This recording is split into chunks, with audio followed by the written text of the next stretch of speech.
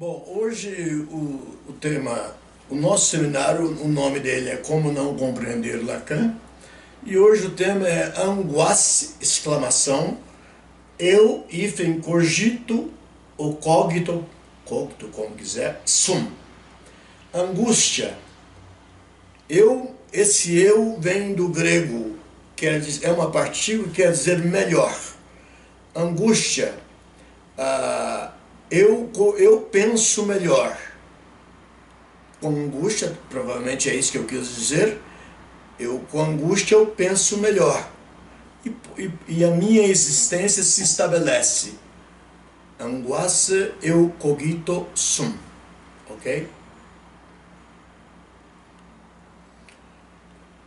Bom, esse aqui foi o último seminário nosso, a subversão do sujeito no mundo, né? A subversão do sujeito no mundo é apenas um pedacinho que eu coloquei. E tem aqui, in principio erat verbum, no princípio era o verbo, et verbo erat apud Deo. E o verbo estava ao lado de Deus. E Deus erat verbum, e Deus era o verbo. João 1:1. Houve a queda adâmica, nós já falamos disso, né? O sujeito do o homem na sua unicidade harmônica, ele cai, ele transita para a multiplicidade.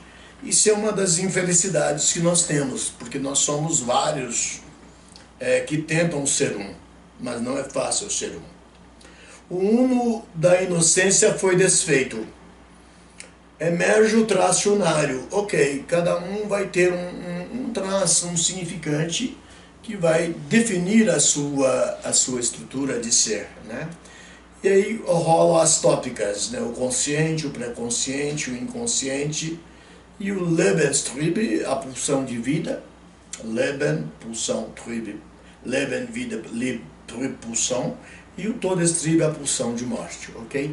Então esse foi o nosso tema sobre o verbo, o verbo de Deus, dentro do Eclesiastes, pelo menos nos textos mais antigos da Bíblia, do Velho Testamento, fala do discurso que cria o mundo, né?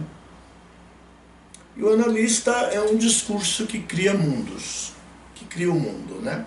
Um apelo do ser à angústia. O que se encontra por detrás da angústia? É um objeto definido? É um objeto material do mundo? Ou é um significante? Uma partícula do sujeito, o lete quer dizer o esquecimento do sujeito, né? Uma palavra grega que quer dizer o esquecimento.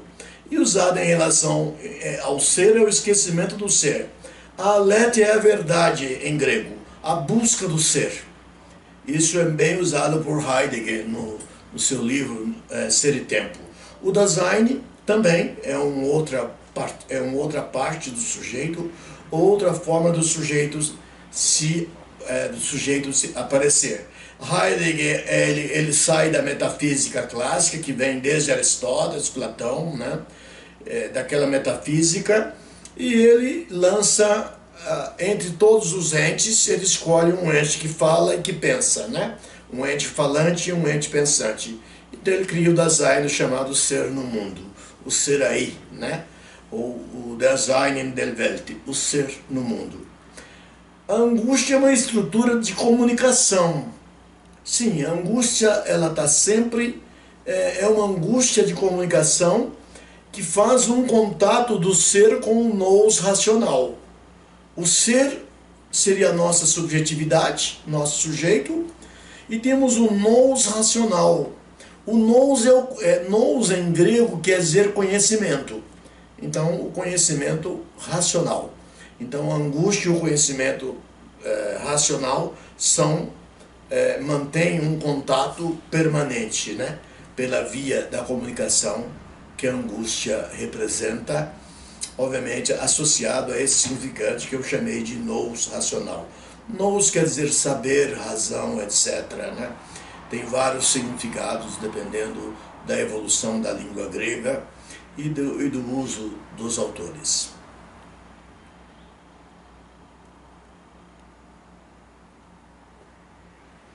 Interrogação através da angústia. Quem és tu?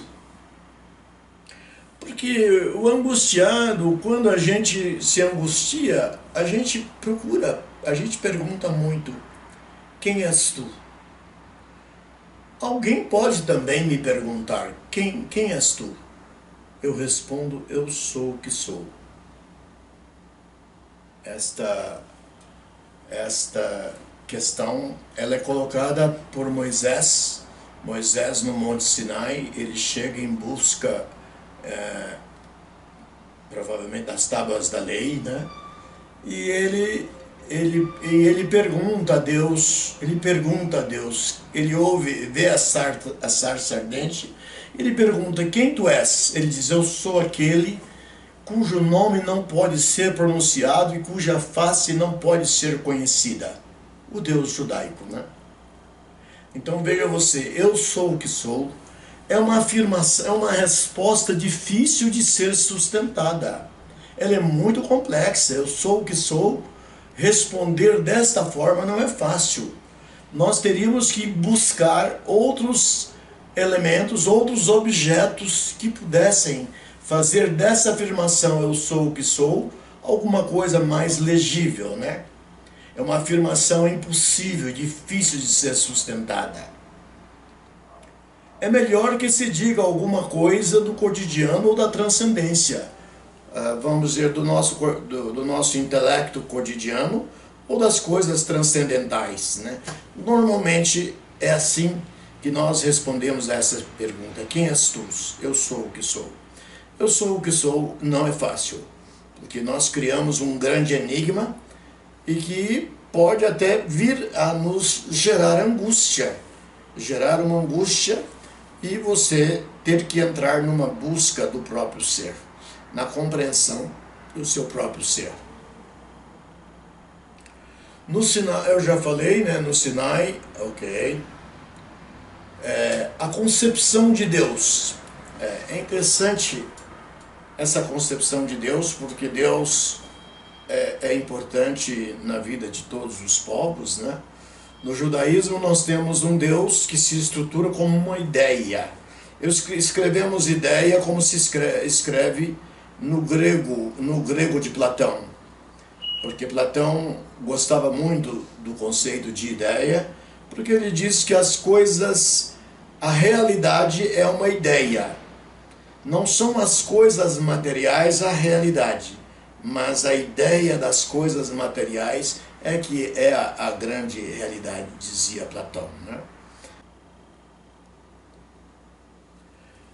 A entrada principal e o significante ser pai. Esse é um poema de Lacan, do Seminário 3 das Psicoses, em que ele diz algumas frases interessantes. Tu és aquele que me segues melhor. Tu és aquele que me segues melhor. Se eu sou um mestre castrado, un grand autre, un maître châtré, essa frase tem muito sentido, né? Ela faz uma conexão do filho com a figura do pai. Do filho com a figura do pai. Ou com a metáfora paterna, que pode estar numa mulher ou pode estar em um homem, né? Tu és aquele que me segue como um cãozinho, bem doce. Tu és aquele que me seguia aquele dia. A gente se lembra de um dia em que o outro seguia. A criança, o filho, né? Tu és aquele que me seguias através das provas. Tu és aquele que segues a lei, o texto. Muita coisa da psicanálise está presente nesse texto poético de Lacan. Tu és aquele que segue a multidão. Interessante. Tu és aquele que me seguiste. Tu és aquele que me seguiu. Tu és aquele que és. Tu és aquele que é. Não é? E volto à questão de quem tu és. Eu sou o que sou. Né? E Lacan coloca essa questão, e o título que ele dá é A Estrada Principal e o Significante Ser Pai. Ele fala no texto onde aparece esse poema que existem lugares sem estradas principais. E quando ele fala de estrada principal, ele quer se referir ao significante do nome do Pai. Le nom du Père, le signifiant de nom du Père. É isso que ele quer dizer. A busca do significante na angústia. A angústia, o Lacan chegou a dizer que a angústia é um afeto. A angústia também foi estudada por Søren Kierkegaard no seu livro O Conceito de Angústia, também na sua obra A Doença que Leva à Morte, né, é traduzido para o português como Desespero Humano, né? Também ele fala da angústia. O significante de angústia compõe uma substância una, porque a gente disse em outros tempos, que os significantes têm um endereçamento certo, vamos dizer, na mente do analista e na mente do analisando. No inconsciente do analista, no inconsciente do analisando. Tem endereçamentos certos, tem encontros, e permite que o analista, como interpretador, que o analista chegue ao sentido do significante. A angústia sozinha, ela não teria esse prestígio que ela tem no mundo ocidental. Então a angústia, ela está ligada ao um significante. Será que é o significante que responderia a outro significante a essa pergunta? Quem tu és, eu sou o que sou. Será que é? Sim, provavelmente sim. Nós temos um significante importante, um significante fundante, um significante que coordena a cadeia de significantes ligado à questão da angústia. Angústia e ansiedade. Nós usamos angústia para a psicanálise, para a filosofia. E para a medicina nós usamos a palavra ansiedade, tá certo? A ansiedade que é abordada de maneira médica, né? Abordada de maneira médica com fármacos e etc. Já a angústia, ela tende nem sempre a ser tratada com fármacos, mas ser tratada com a interação analítica, com o campo transferencial analítico, com o discurso analítico, né? É por aí que a gente consegue tratar a angústia. A angústia, se nós dermos somente medicamentos, nós não iremos ter a solução da questão, né? A angústia prestigiosa em nossa civilização distingue-se dos demais afetos. Sim, tem uma distinção, né? Pode até que a angústia apareça ligada a outro afeto, né? Mas não é a rotina. Sempre que vejo um paciente profundamente angustiado, ele não me revela outro afeto. Pelo menos na minha experiência, mas outros colegas poderão, aqui presentes, os prestigiosos colegas, poderão dizer alguma coisa a respeito desse aspecto. Há outros afetos associados à angústia? Será que eles aparecem? Nem sempre eu os vejo. Hoje atendi uma paciente em que ela me procurou depois de um ano fechada por causa da peste chinesa. Ela ficou um ano fechada em casa e queria morrer, queria suicidar, estava com pulsão de morte poderosa, e uma angústia incalculável, né? E ela realmente, com a psicanálise, ela melhorou, ela conseguiu voltar à plenitude da vida, né? Do Lebenstrieb, da pulsão de vida. A empreitada do filósofo francês. Nós tivemos um inaugurador da filosofia racionalista do sujeito, do homem, né? Porque os filósofos gregos, os pré-socráticos, falavam só da natureza, em grande parte. A partir de Sócrates, aí vem Platão e Aristóteles, eles começam a falar da existência humana, do cogito, né? Do cogito, falam da razão, falam do nous, do espírito, do homem, né? Da ideia, né? Então, e aí nós temos a maiêutica socrática, em que ele diz que todo sujeito humano tem saberes entre si. Eu acho meio complexo, né, isso, que todo sujeito humano tem um saber dentro de si, a não ser que nós pensamos na psicanálise. Não, nós nascemos no mundo da obscuridade, nós vivemos no mundo da Lalang, da mãe, e ela funda o mundo. Essa mulher é poderosa, a mãe é poderosa, ela funda o mundo, e a partir dos 4 ou 6 meses vem a figura do pai, Le Nom du Père, aparece, né? Embora eu disse que nas neofamílias nós podemos ter boas representações do nome do pai. Mas é necessário que as famílias, principalmente as neofamílias, e mesmo famílias tradicionais, heterossexuais, têm dificuldade de lidar com seus filhos, né? Com as suas fantasias sexuais, edipianas, enfim. Eu mesmo já colecionei uma enormidade de declarações de crianças de 4 anos que fazem uma declaração de amor ao pai ou à mãe, um amor que é sexualizado, né? E que precisa de uma resposta diplomática, de uma resposta civilizada, de uma resposta analítica, né? Papai, quando eu tiver do seu tamanho, vou me casar com a mamãe, diz o menino. Aí o pai tem que dialogar, sentar e dialogar com esta criança e dizer: não, papai e a mamãe somos namorados, você não pode se casar com a sua mãe. Quando você crescer, você terá uma pessoa com quem você vai namorar e você vai se casar. É assim, pai. É assim, papai. É assim. Então tá bom, né? Então, Freud, quando ele lançou a teoria da sexualidade infantil, ela já existia no mundo, mas era sempre recusada.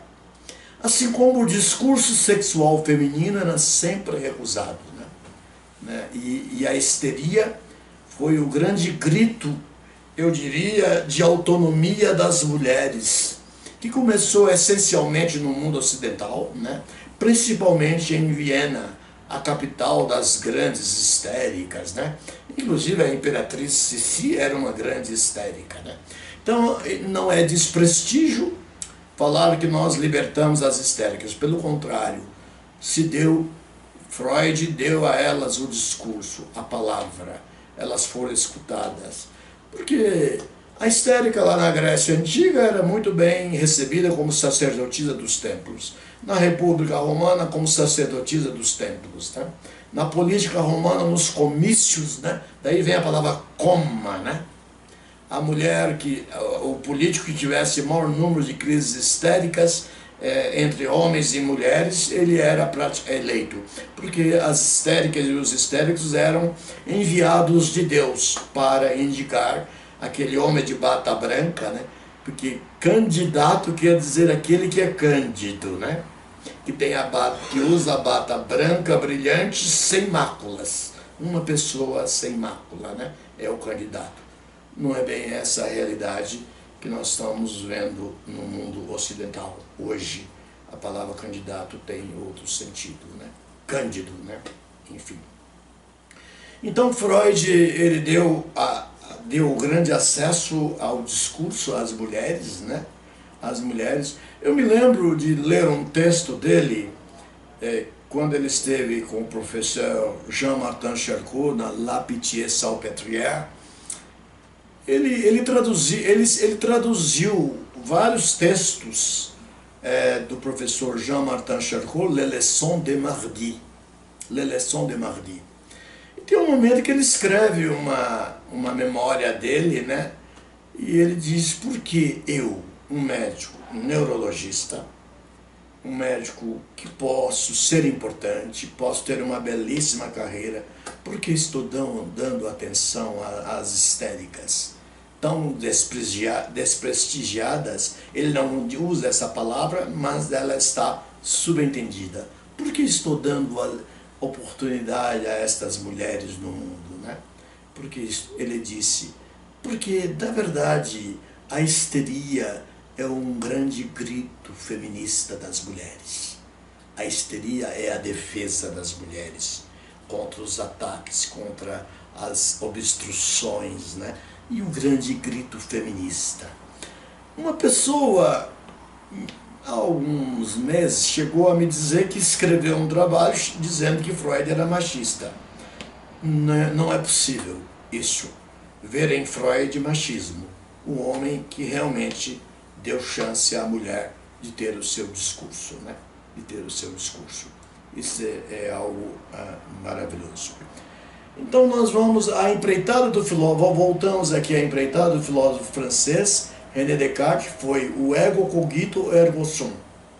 Ele teve como grande empreitada dizer que conseguir afirmar: eu penso, logo existo. Existir no sentido de ser a essência, uma essência para alguém, né? A palavra existere, ex quer dizer o outro, e sistere quer dizer ser. Ser para o outro, né? Então a grande empreitada dele foi essa. Porque ele estudou nos melhores centros universitários do mundo, René Descartes, mas ele entrou num processo de dubitação muito grave, de dúvida grave. Ele colocou tudo em questão e chegou a um ponto de quase colocar ele chegou a colocar em questão a sua própria existência, a sua essência, o seu ser no mundo, falando em linguagem atual, o seu Dasein, né? Ele chega a colocar em dúvida, permanece 30 dias fechado em algum lugar, pensando, refletindo, né? Mas finalmente ele sai daquela dúvida patológica, radical, e ele acaba concluindo através não do método da intuição. Ele dizia: nós temos dois métodos para a busca do conhecimento. É o racionalismo puro, não era o empirismo filosófico, né? Nós temos dois métodos: a intuição. Intuir é claro que a intuição está ligada à experiência. Intuir alguém, algo do mundo, e também a questão da dedução. Então, utilizando os métodos possíveis na época, ele acaba dizendo que cogito ergo sum. Cogito sum. Cogito, ego cogito, ergo sum. Ele acaba afirmando a sua existência como sendo a base de saída para as observações das questões do homem no mundo, do ser no mundo, né? E nós tivemos grandes pessoas que seguiram ele, né? Em 1936 ele ia publicar um livro de astrologia, de astronomia,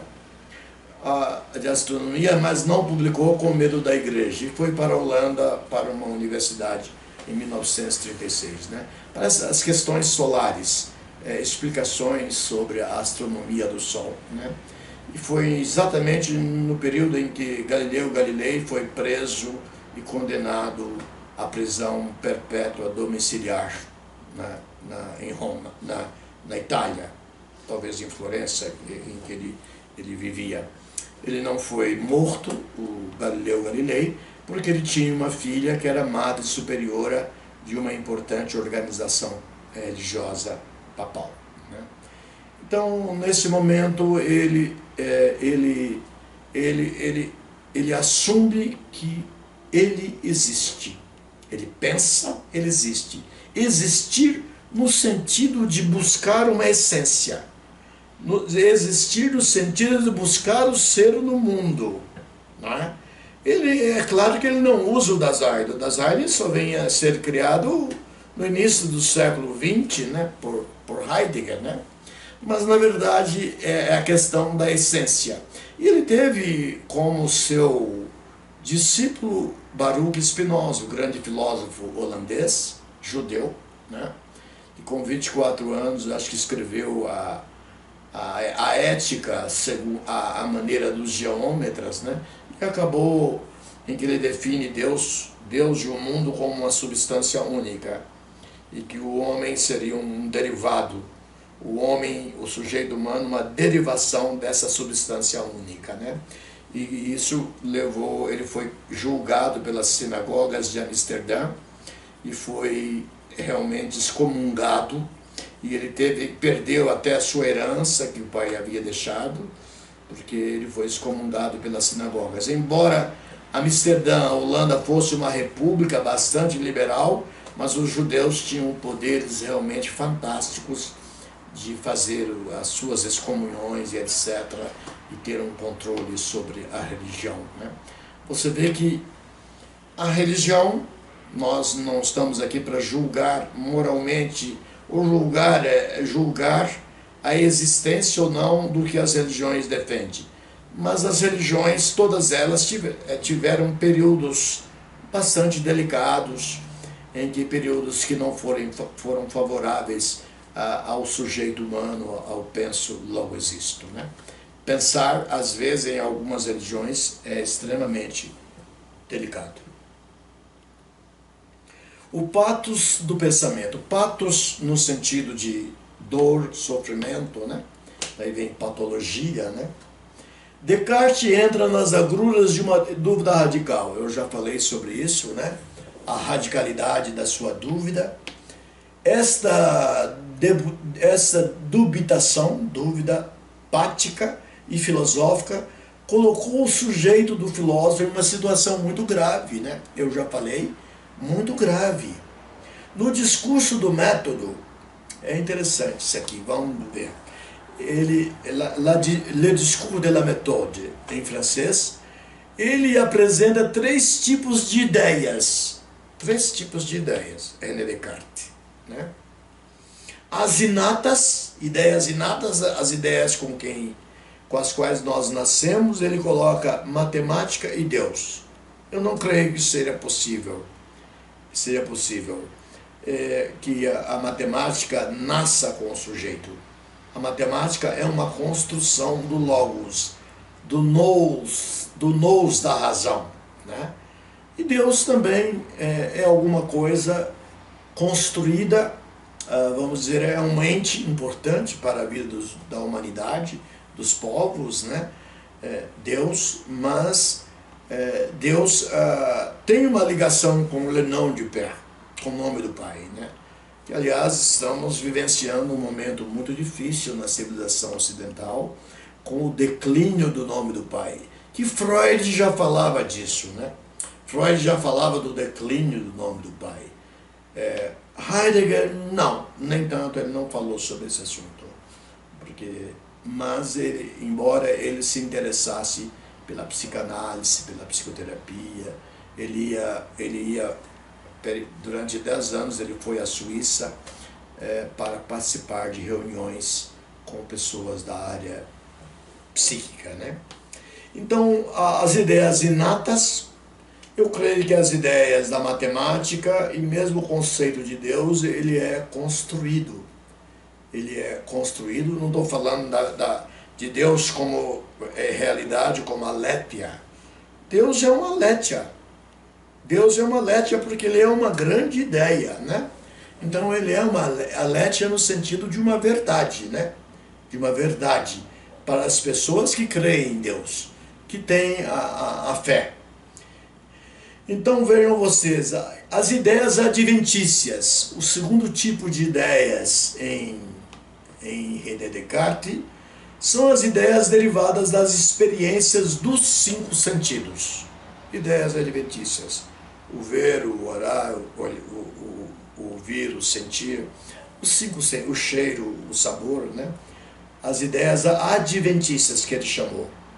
E teve um terceiro tipo de ideias que ele chamou de factícias, derivadas da imaginação, né? Derivadas da imaginação. Enfim, ideias, porque o real, o simbólico, o imaginário, utilizando Lacan, temos também o sigma, né? O sigma, o santon, que nos ajuda a construir ideias, a entender ideias significantes, né? Nesse caso a gente trabalha já com a ideia como um significante, né? E o eu do filósofo, como ficou o eu do filósofo nessa situação toda? O eu cogito, eu quer dizer melhor em grego, esse prefixo. Eudemonia. Eudemonia. Demônio era um anjo na religião grega antiga, né? E eudemonia é felicidade. Aquilo que é bom e que é concedido pelo demônio, né? Platão, o Sócrates dizia, eu tenho meu demônio particular. É o anjo da guarda do cristianismo, especialmente da religião cristã. Eu não sei se no protestantismo eles têm a ideia do anjo da guarda, ela é utilizada, né? Então, o eu cogito. Então, se eu penso, eu consigo de maneira mais adequada ter acesso à essência do sujeito, ao ser, né? Ao Dasein, né? Ao ser no mundo. O eu cogito. Eu estou fazendo uma montagem do latim com o grego, o eu cogito. Para interpretar a circunstância cartesiana, buscamos o prefixo eu, melhor, quer dizer melhor. Assim, elaboramos o eu cogito, uma maneira de pensar, de melhor pensar. Uma maneira de melhor pensar, né? Apreciando a cogitação, Descartes chega ao nous da razão. Nous é o conhecimento através da razão. Nous é conhecimento, é saber, né? Tem vários sentidos, é razão também. Então Descartes chega ao nous da razão, ele é um racionalista, né? E afirma algo inusitado sobre a sua existência. Ele afirma algo inusitado sobre a sua existência com base no nous da razão. El existir, espanhol não. O existir é pensar. O existir é pensar. E daí nasce o ego cogito ergo sum. E daí nasce o eu penso, logo eu existo. A angústia do filósofo foi reduzida a partir desta solução de ter certeza da sua existência. A angústia do filósofo foi reduzida porque deixou de duvidar de sua própria existência. Existir é pensar. Ex sistere. Ex, o outro, é X. Sistere quer dizer ser para o outro, né? Ser para o outro, né? Então, existir é pensar. É o exercício do nous intelectual da razão. Eu acho que quando eu usei a palavra nous intelectual e nous da razão como coisas diferentes, talvez a gente esteja pensando um pouco na Hannah Arendt, aquela filósofa maravilhosa, o grande amor de Heidegger, né? Foi o grande amor de Heidegger, muito inteligente.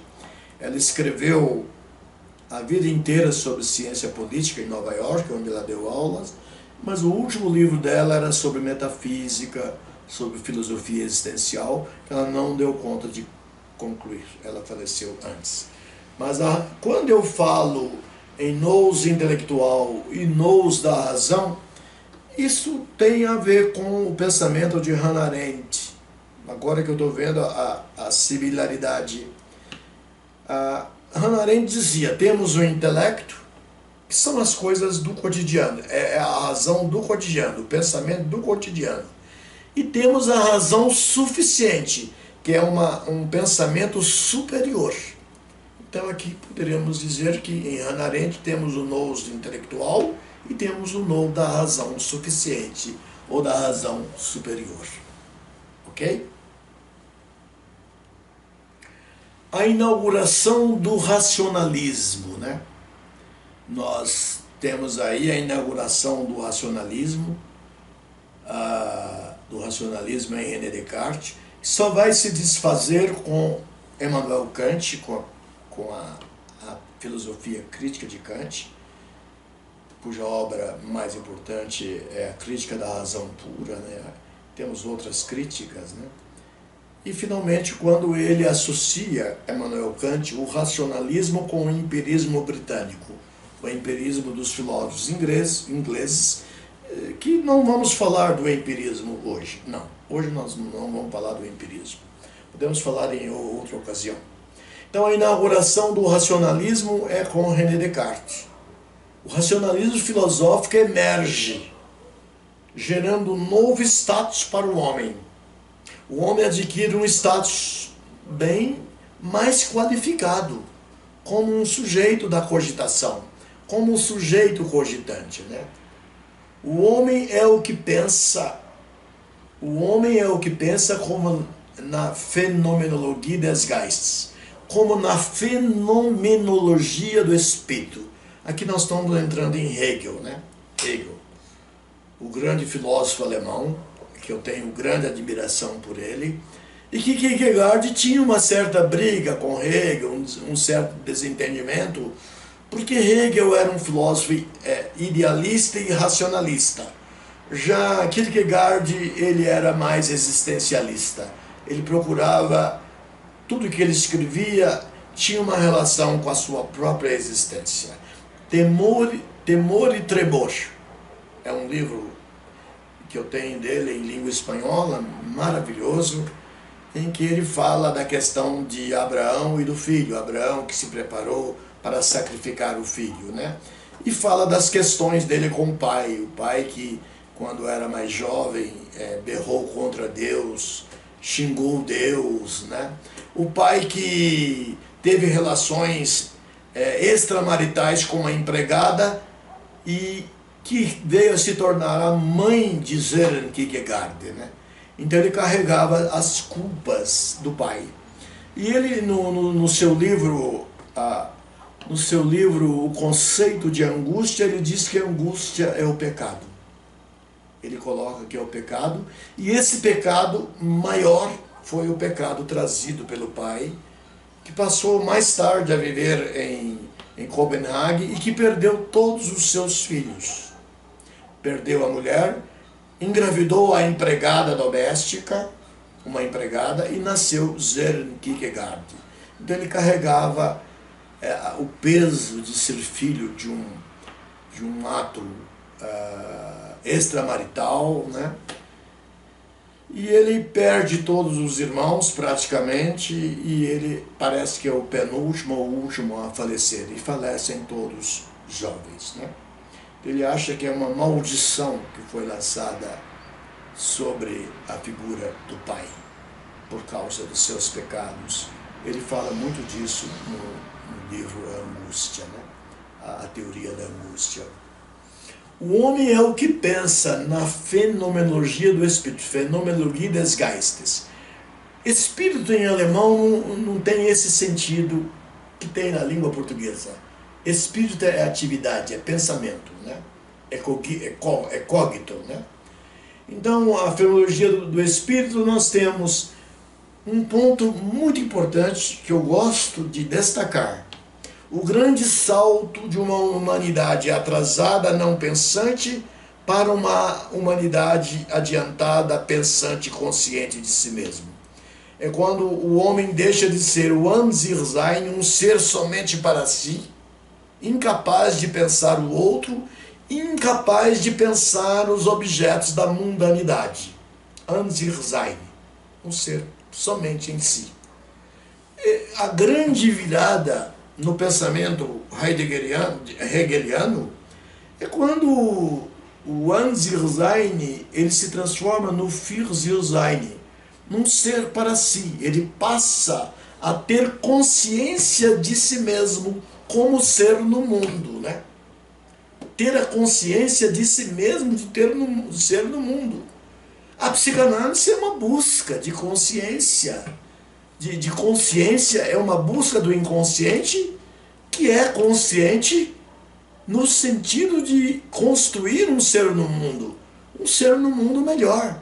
Não um ser feliz demais. Isso não é possível. Não é possível, porque se o homem se tornar feliz demais, ele vira um monstro. Então nós temos um lado de felicidade, a pulsão de vida, e um lado de sofrimento. Nós temos o estoicismo, a filosofia estoica tão cultivada desde a Grécia antiga e que foi até a Roma, ela aceita o sofrimento como parte da existência humana. E o cristianismo também, interessante, há um estoicismo do pensamento cristão, né? Há estoicismo, claramente há. Porque o rito cristão, católico da missa, ele repete de alguma forma, ele é uma repetição em outra linguagem dos rituais do rito da tragédia grega, Então o homem não pode ser completamente feliz, senão ele se torna um ser anormal. Né? Na psicanálise nós falamos, não, nós somos um ser da falta. Que faltas nós temos? Tem falta. A castração, a privação e a frustração. São 3 faltas que vão nos permitir suportar estar no mundo. Porque quando nascemos já temos o primeiro baque, o primeiro choque de angústia quando nascemos, né? Quando nascemos. E aí vai as castrações fálicas, as castrações sexuais e as castrações das pulsões originárias, elas têm que se transformar em pulsões civilizadas. Então nós realmente nascemos e vivemos tentando a felicidade, mas ela não é possível. Um filósofo uma vez me disse pessoalmente, isso na Europa, eu admito o sofrimento. Ele disse, ele era estoicista. Eu admito sofrer. Não, eu tento trabalhar isso, pensar, colocar o nous racional, mas eu acho que o sofrimento faz parte da existência humana. Então veja, aqui nós passamos por uma grande cancela universal, existencial, em que o homem consciente surge, né? O homem consciente, e que tem inconsciente também, né? Esse espírito subjetivo. Então ele fala em 3 tipos de espírito, o Hegel. O espírito subjetivo, o espírito do sujeito. O espírito objetivo, o espírito da sociedade. O espírito absoluto. Então vamos ver cada um. O espírito subjetivo é a razão, é a individualidade. O sujeito da sua singularidade, no seu lugar de né? O espírito objetivo, nós temos o direito, a moralidade, os costumes e outras questões ligadas ao grupo social. E temos o espírito absoluto.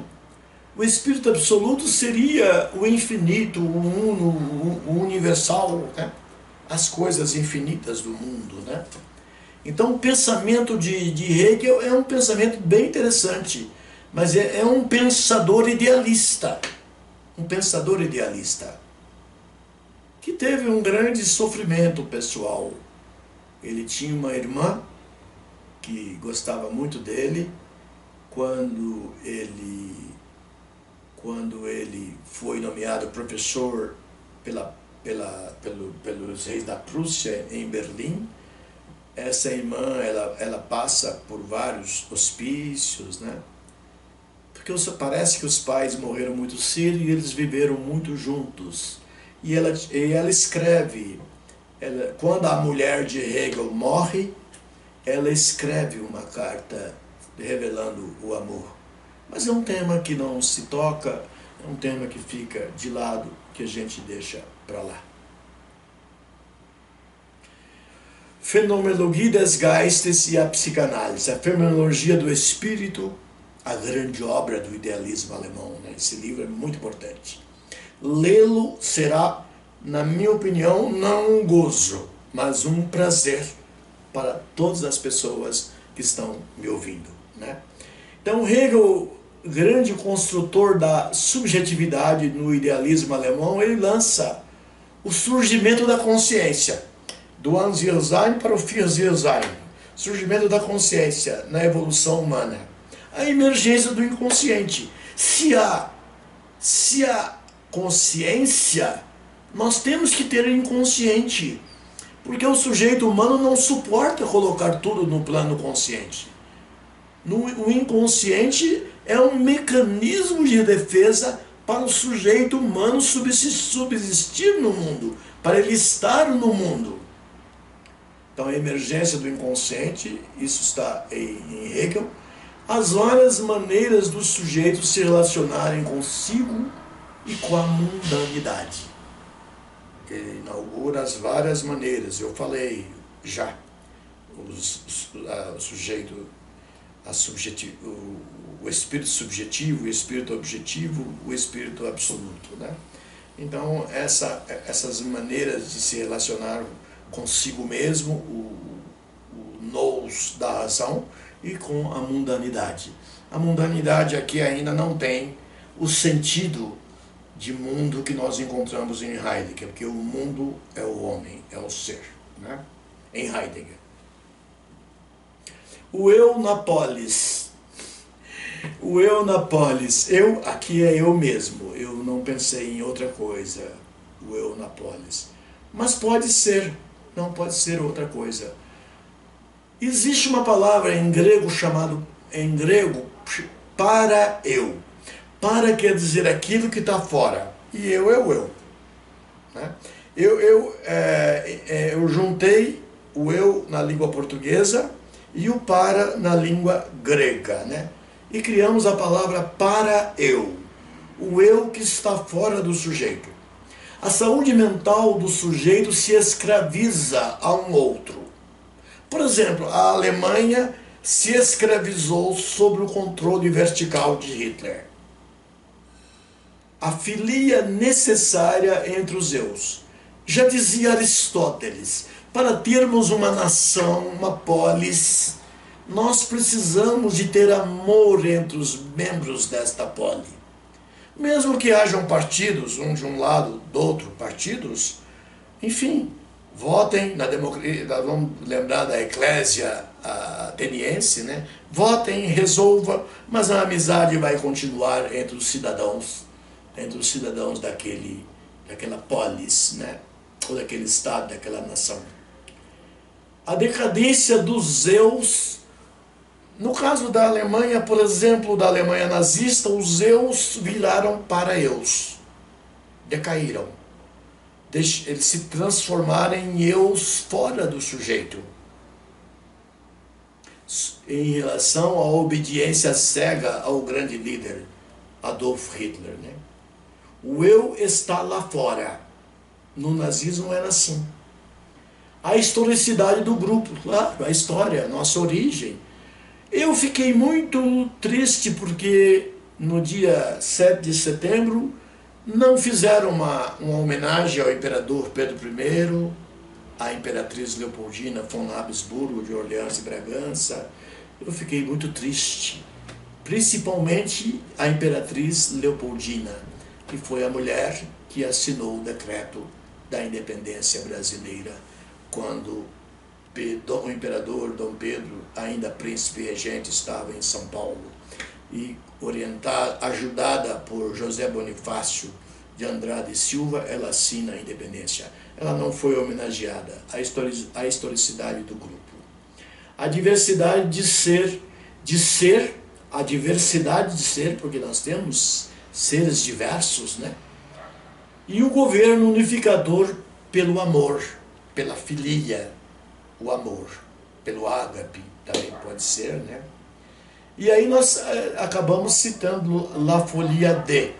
A Folia 2, a folia com a multidão, a loucura com a multidão, a loucura 2, em que os eus viram para eus. Né? Muitos países hoje no mundo ocidental estão vivenciando experiências como essas. É uma interpretação psicanalítica genérica e não estou me referindo a nenhum país em específico. O indizível na vida cotidiana. Eu sou o que sou. Isso é indizível. você tem que aprofundar. O saber de si é inconsciente. É incrível. O nosso sujeito, em grande parte, é inconsciente. Mas se fazemos análise, depois de uma longa análise, fazer uma autotranche, uma análise de si mesmo, por si mesmo, tudo bem. E a decadência heideggeriana. A decadência não é no sentido negativo, der um Fall. Né? Heidegger, para terminar. Heidegger, nós tínhamos o ser lançado para a morte, o ser existencial, o segundo, e o terceiro, o ser decadente. O ser autêntico e inautêntico. O ser inautêntico é aquele que vive no falatório vulgar do mundo. E o ser autêntico é aquele que tem coragem de se aprofundar na busca do eu sou o que sou. O que sou? O que eu sou?